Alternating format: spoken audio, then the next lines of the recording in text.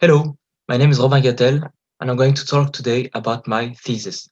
It is a comparative study of the role of women in spiritual dissidence in northern Italy, Languedoc, and the Rhine region for the mid-11th to the early 13th century.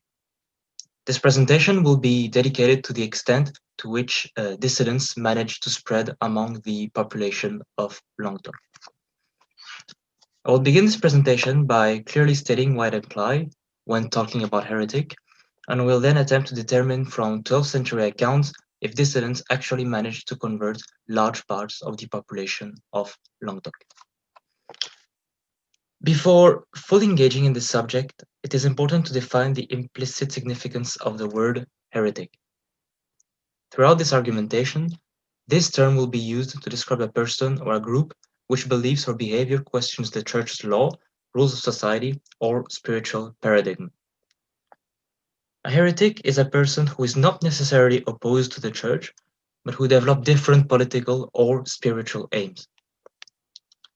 As a result, this term has the disadvantage of being quite large, and it is really necessary to explain what each other exactly meant when referring to a dissident group. For decades, not to say centuries, the study of the rise and diffusion of dissidents has been related to the study of the Inquisition registers.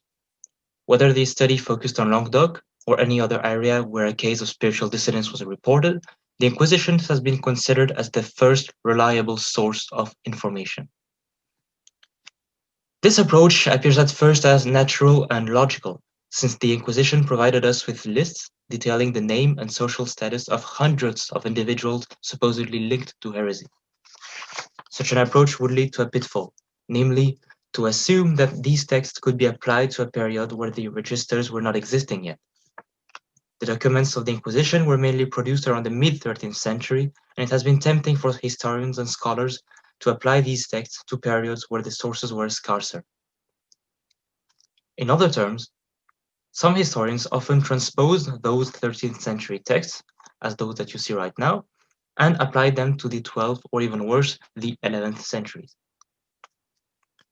To avoid falling into such a trap, it will be essential to determine which layers of society were more liable for falling into heresy rather than searching for precise and specific individuals. It is also important to specify that such approach could lead to another pitfall radically different from the first one, namely to assert that an entire part of the population could be converted to heresy on the sole basis of their spiritual needs or social class. Comparisons can be made in order to better understand a specific heretical case, yet doing so should always be done with extreme caution due to the reasons I just mentioned. Okay, so Languedoc testified a sudden sharp increase in the report of heresies in the 1140s. When it comes to the number of inhabitants which fell into dissidence, precise numbers are extremely rare. Among the few texts written by the heretics, such as the famous Interrogatio Ioannis, strictly none of them gives a hint about the number of adepts among their ranks. Several studies, however, attempted to fill the gaps for this lack of number. Biget, for instance, stated that around 5% of the whole population of Languedoc had been converted during the 12th and 13th centuries. As the sources are lacking, every academic turned towards one essential manuscript, the MS 609 that you have just seen. Okay, so this register is an inquisition in its first true meaning of the term, namely an investigation or an inquiry. Despite having been partly written by the notorious Inquisitor Bernard de Caux a century after the emergence of dissidents in Languedoc, this source is the only text remaining for the study of heresy on a purely statistical level. On the basis of this document, the number of heretics remained extremely low, a fact well confirmed by the work of Richard Habels and Ellen Harrison. At Aurillac, for instance, 10 cases of suspected heresy were reported among the nearly 300 witnesses questioned. In other words, less than 4% of the inhabitants admitted links to spiritual dissidents. It would be tempting to apply those low numbers to the whole region with little variations, or even to transpose them to the late 12th century. Doing so too literally could be extremely dangerous. Yet, it can be assumed that spiritual dissidence always remained a minor religious phenomenon since its first portrayal in the 1140s. Even in the heartland of heresy, namely the Lauragais and the Albigeois, the number of heretics always remained extremely low. To be more specific, less than 9% of the population admitted links to heresy, or only 466 persons out of a bit more than 5,600.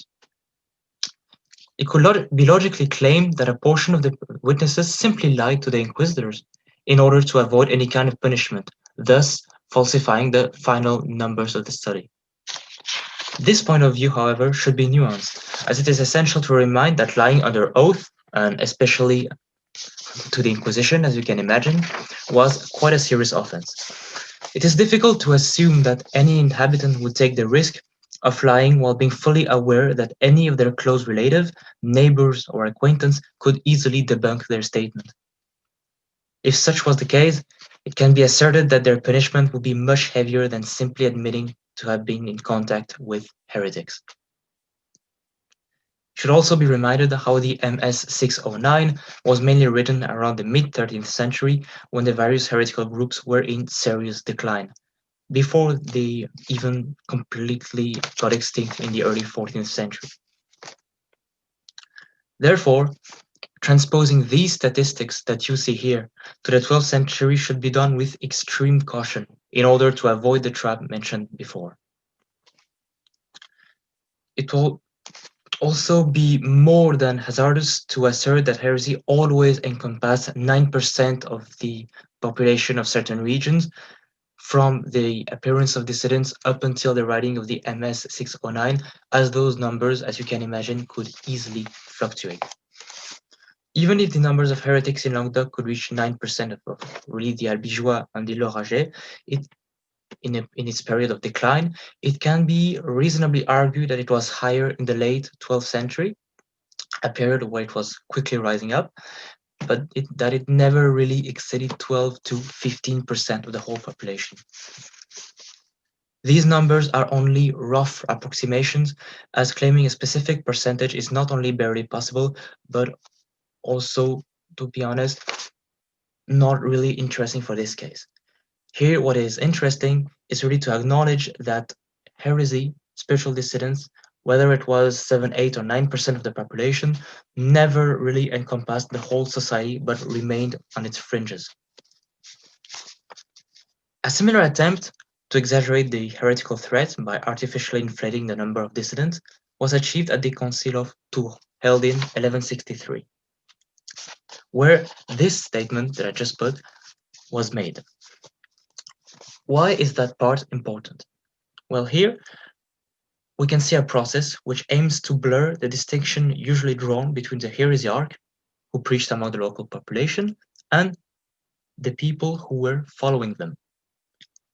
In the letters of the leader of the Cistercians, Saint Bernard, the church always claimed that their role was both to hunt the heretics, but also to offer a chance for redemption for all of those who accepted to go back in the right path, if I may say so. At the Council of Tours, however, and in this specific extract, all of them are perceived as equally responsible. This considerably increased the size of the heretical threat in a purely artificial way.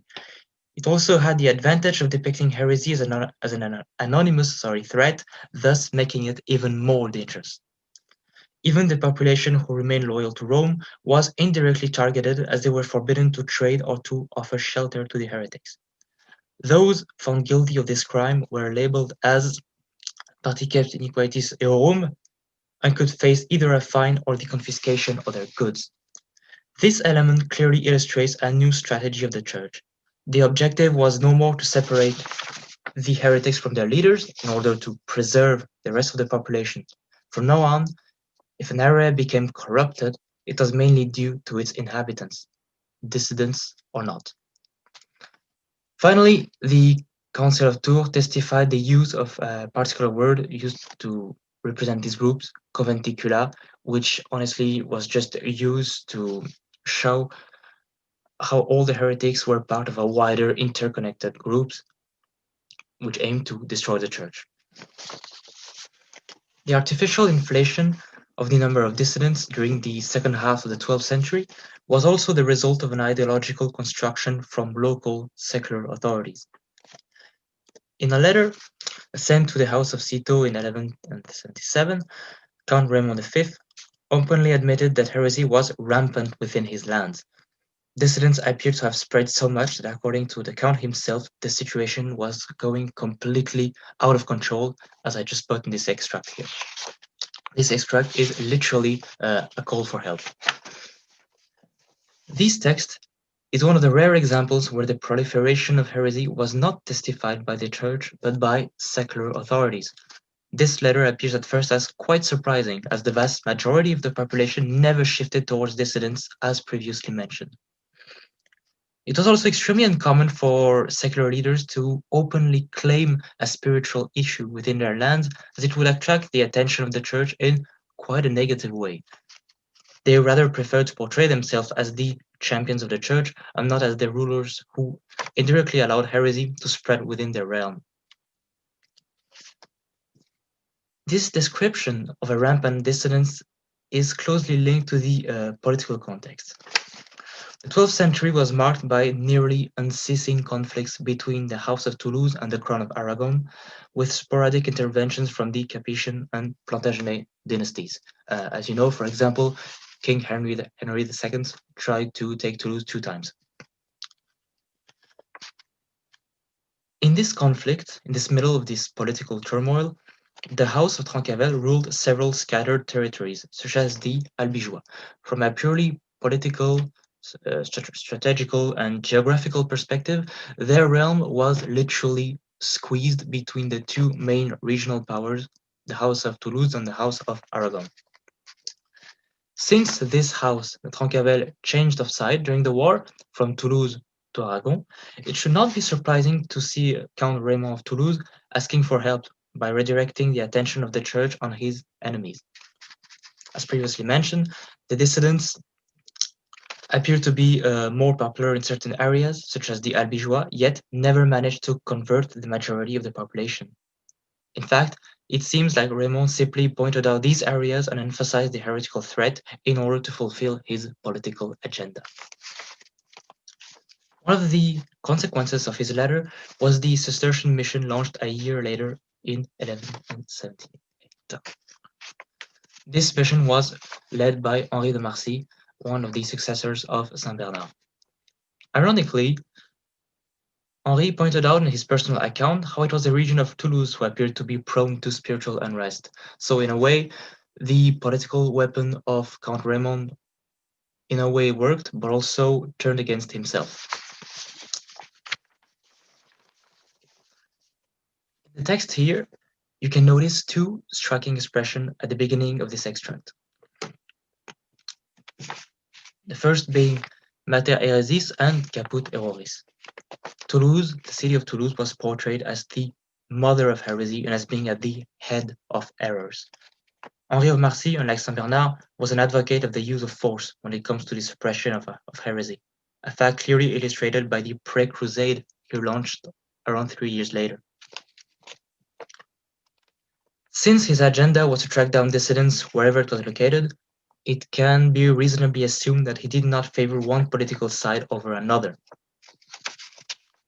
As a result, mentioning the region of Toulouse as being just as contaminated as other regions was unprecedented. It confirms the theory that dissidence was focused on a few specific heretical hotspots and was a diffuse movement without any real sense of unity. It was also the first time that specific individuals were designated as responsible for the situation, and those no less than the Count of Trencavel himself, which again confirmed the idea that the letter of Raymond V was a political weapon. Yeah, as you can see here. Overall, the dissidence of Languedoc was not restricted to a single city. The accounts of the late 12th century, as well as the Inquisition registers written around 50 to 60 years later, revealed that even if heresy developed in particular regions, and in particular heretical hotspots, It never managed to convert entire populations or take control of the local social or religious structures. It completely remained on its fringes, as can be estimated that in the late 12th century, from 10 to maximum 15% of the population has been converted. Heresy was extremely diffuse, both in terms of space and time.